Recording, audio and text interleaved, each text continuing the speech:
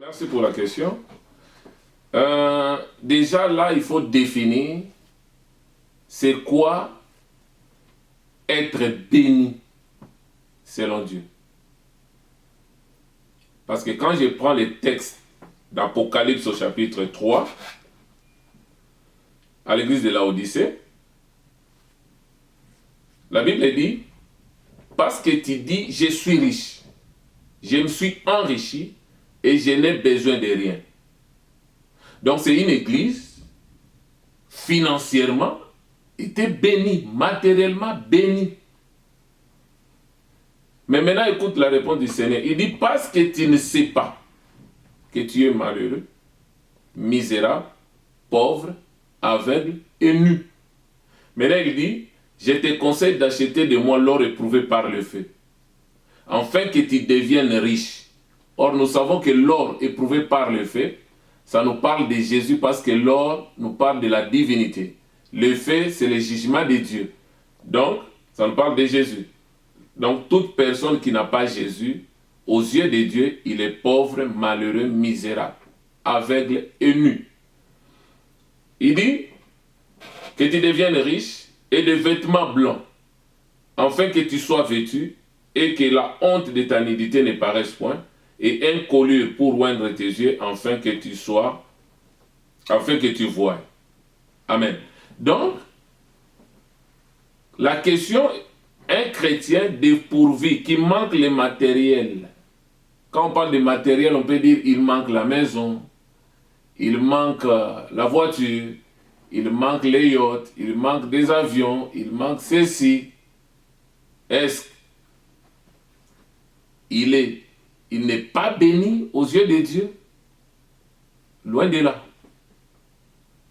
Parce que là, nous venons de voir quelqu'un qui, matériellement, il a tout, mais par le fait qu'il n'a pas Jésus dans sa vie, la Bible les traite de misérables, pauvres, aveugles et nus.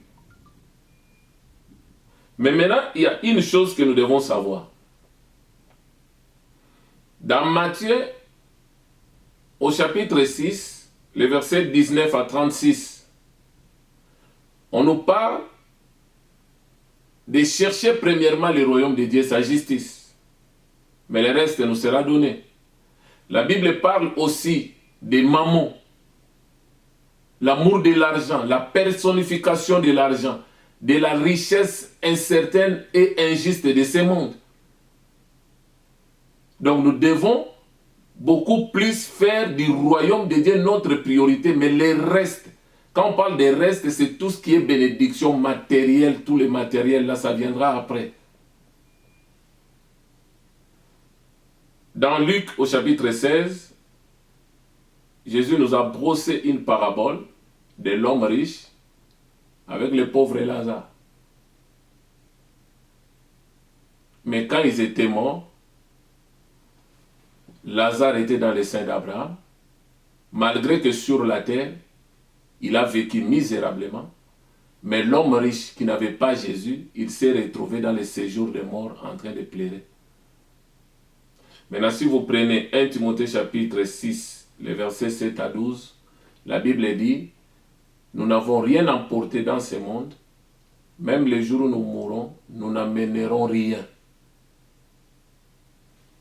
Et la Bible donne conseil aux hommes de Dieu pour dire, l'amour de l'argent, c'est la racine de tous les maux.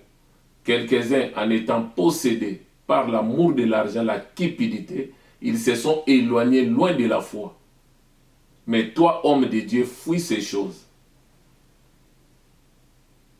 Cherche la justice de Dieu, la miséricorde de Dieu, ainsi de suite.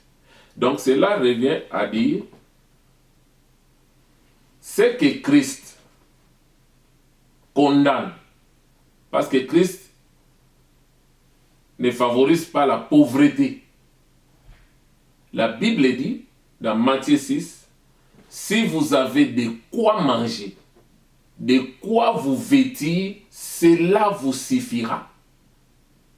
Donc, si quelqu'un, il a déjà de quoi manger, de quoi se vêtir, même s'il n'a pas de villa, il n'a pas des avions, il n'a pas toutes ces choses-là, aux yeux de Dieu, il est béni. Parce qu'il a Jésus. Mais la pauvreté que Jésus ne veut pas que ses enfants subissent, c'est la pauvreté à l'extrême.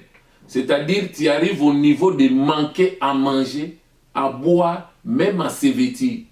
Là, cette pauvreté-là, Christ ne veut pas ça pour ses enfants. Il suffit d'avoir à manger et à se vêtir. Cela nous suffira. Que Dieu vous bénisse.